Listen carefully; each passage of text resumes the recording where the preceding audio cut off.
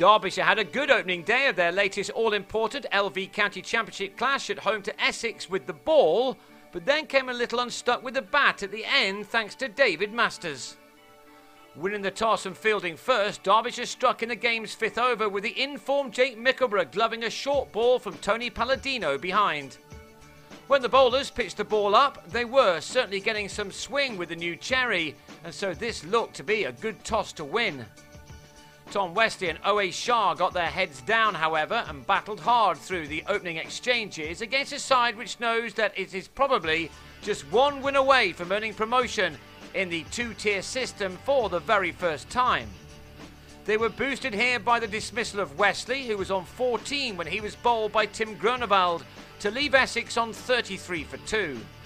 Shah was just beginning to look good when he followed in the same fashion, this time off the bowling of Mark Turner, a man who knows how to celebrate taking wickets.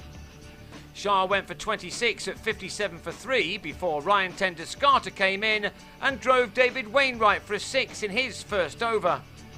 But this was to be a day when batsmen got in but didn't go on, the latest being Mark Patini, who'd scored 14 when he was brilliantly held by Wes Durston off Wainwright.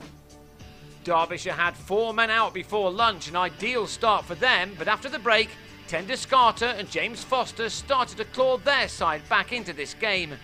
Realistically, their own chances of promotion have gone, but they weren't going to lie down and make things easy for their hosts.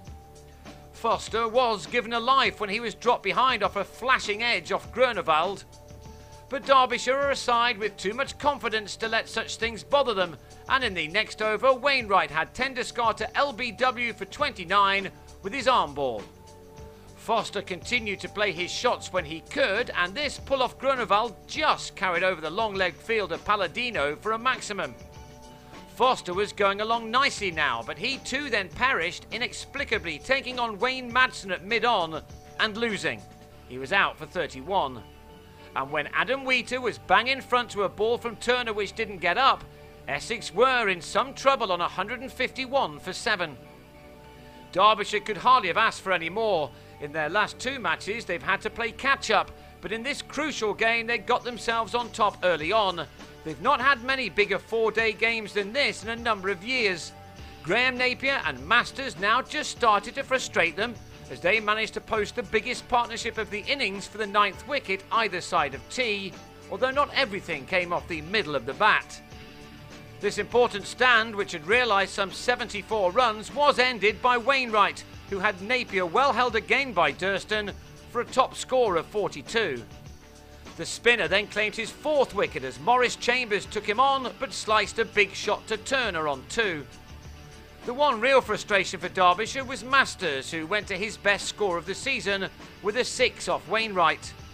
He'd made 35 when he took on Ross Whiteley, but spent too much time looking at the other end and was run out. Essex had been dismissed for 245 as Derbyshire added another 3 bonus points to move 20 points clear at the top. All they needed now was to see out the last 15 overs of the day, but in the 7th, Madsen, back at the top of the innings after his remarkable 231 at number 5 last week, was bowled by Masters for 2. Usman Khawaja followed to Masters for a duck before night watchman Palladino was legged before to Napier for 5. Paul Borrington and Durston survived the final few minutes, but this was not the start to their innings that Derbyshire wanted. They'll resume on the second morning on 28 for 3, trailing Essex by 217 runs.